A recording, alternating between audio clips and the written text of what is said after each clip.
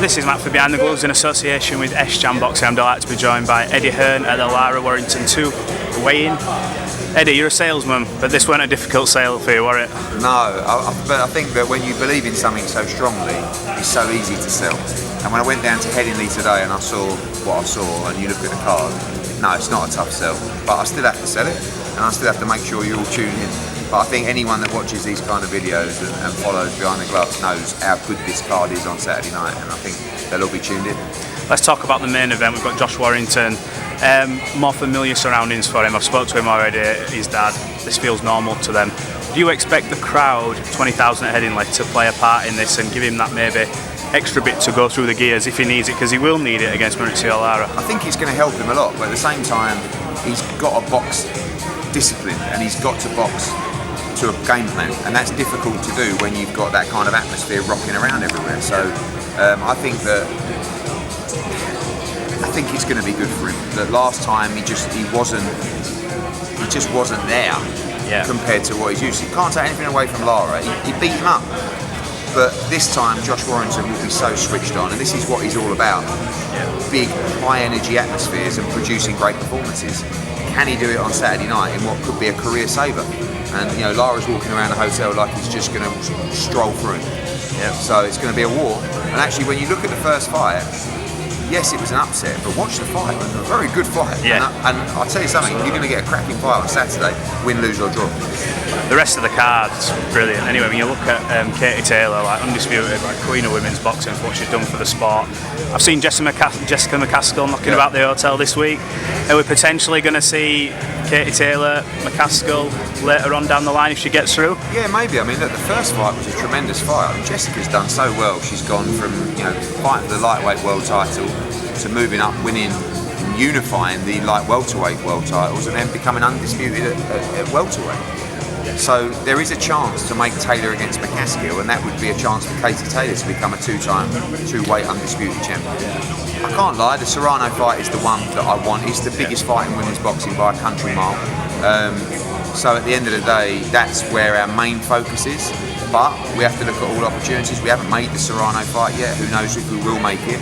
Hopefully we can, but win on Saturday. She's got other mandatories to take care of as well, but the McCaskill fight is definitely there as well. Moving on to Conor Benn, Mr. Crushing It in the gym.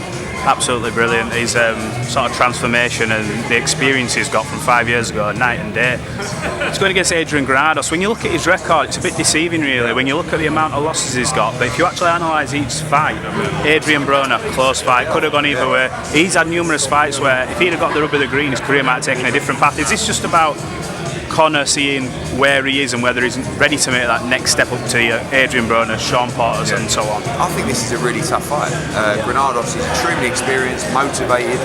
You look at that fight with Broner, I thought he won the fight against Broner. I mean, the Porter fight, Danny Garcia fight, they were too good for him. But he's boxed at that level. Conor, great win against Vargas, but there's a lot of hype around Conor Benn. I believe it's justified. But this is the kind of nights that are going to see why it's justified. Granados is going to be there in front of him. He's very, very tough. I think Conor's a really special fighter, and I think that he's a tremendous talent. But again, you talk about the crowd, he's got to be a bit careful on Saturday. This is like, people haven't done this for a while. When you walk out, it's not like walking out in my garden or walking out in the bubble. This is a different kind of experience. So you've just got to stay calm, listen to Tony, and execute the game plan as well. We've talked about that pay-per-view void that's been left by the likes of Tony Bellew, David A, Amir Khan and Kell Brook, obviously on the tail end of their careers. Do you think Conor Benn's the man to fill that? Because he's got obviously at the minute it's looking like he's got the star power to do it. It's just about slowly progressing him. Is he the man to fill that void? He is, and I think that the great thing about what we're doing with the zone is, yes, high-end pay-per-view will always be there, but we've got the opportunity now to not have to put a fighter on pay-per-view. If they're doing 200,000 or 300,000 buys, where everyone moans at me to put it on pay-per-view, that's going to be part of your subscription now. And Conor Benn can benefit off that, getting paid very well to have those kind of fights. Now listen, when he fights Pacquiao and Amir Khan and those kind of fights, yes, they're pay-per-view fights, but in the meantime he can develop, get paid a lot of money.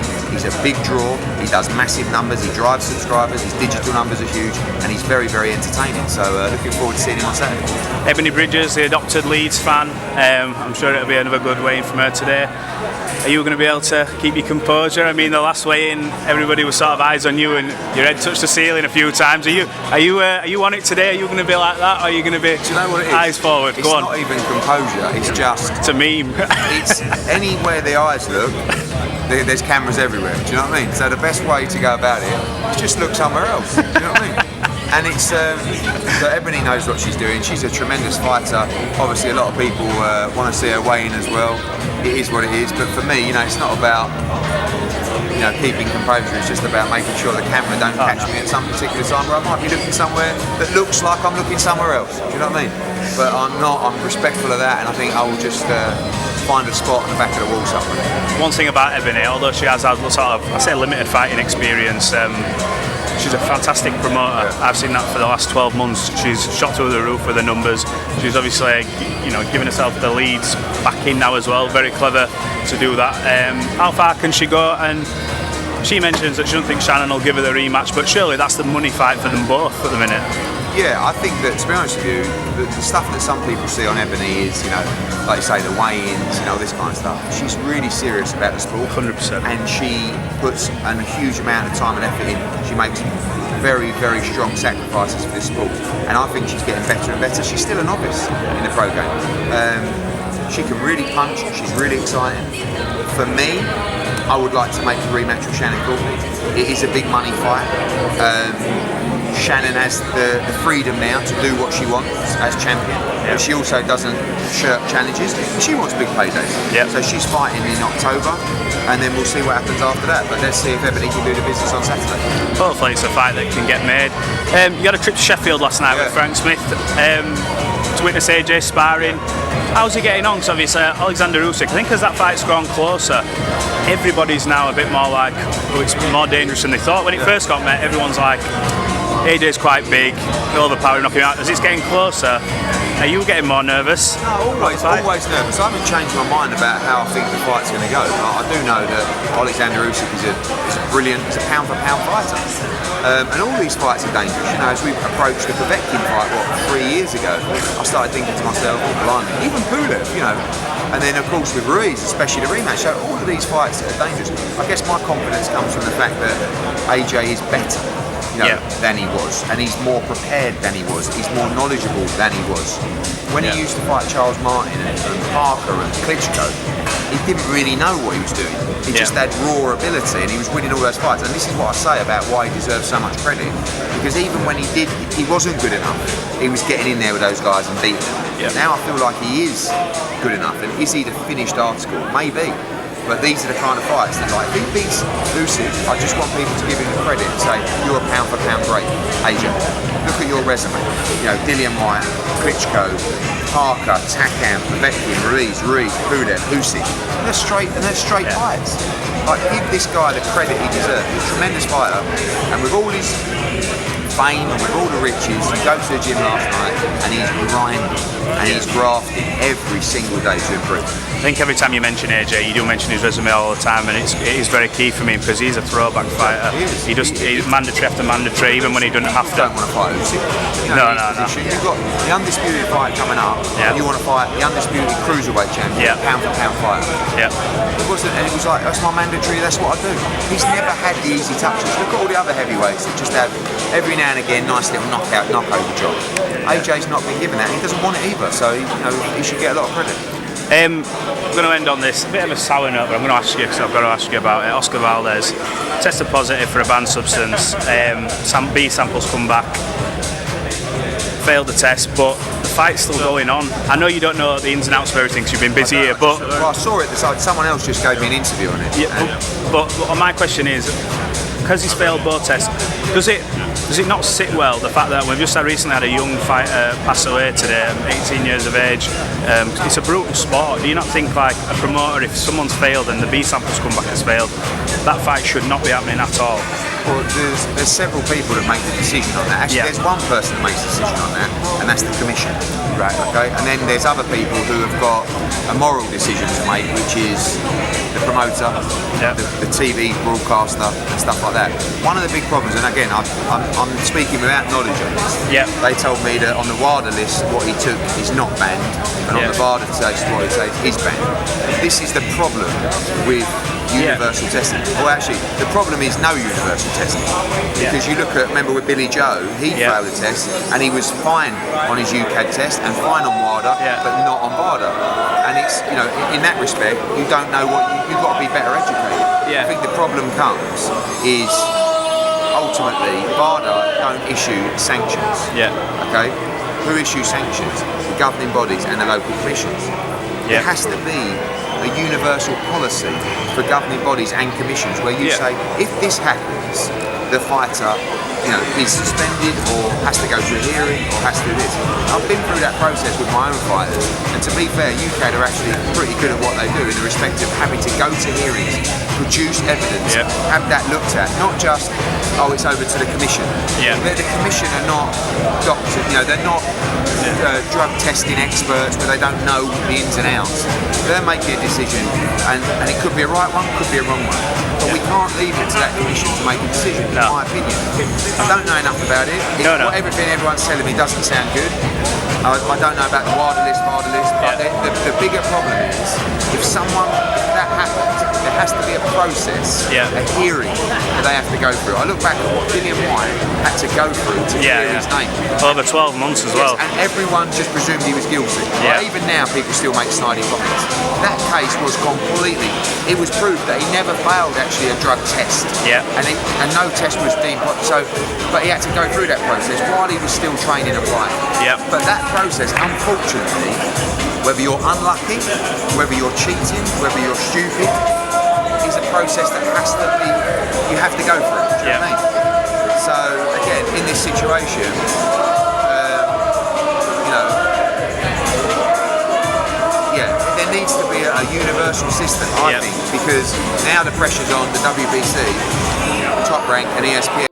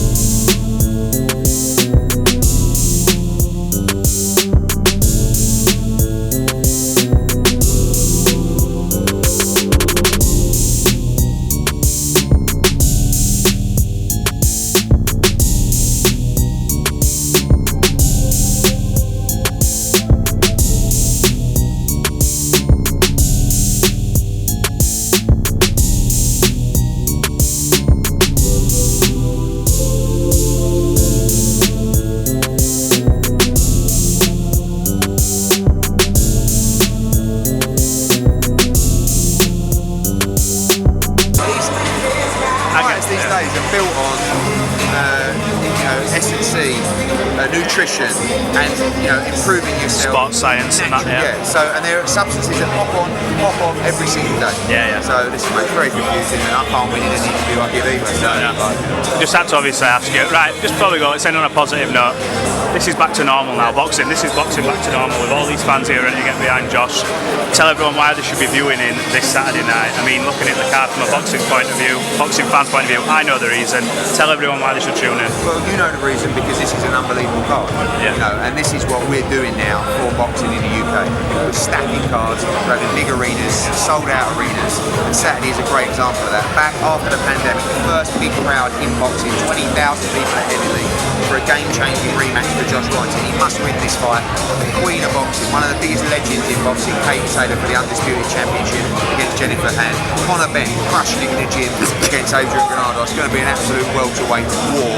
Yeah. Strap on against you, by the way. Probably the fight of the night is going to be joining us. It's going to be at like 7:30 or something like that. Of course, Ebony Bridges, Hopey Price in a big step up as well. Jack Bateson. Unbelievable night. You want value for money? Tune in on Saturday to The Zone. Do not miss it. Thanks for talking to me.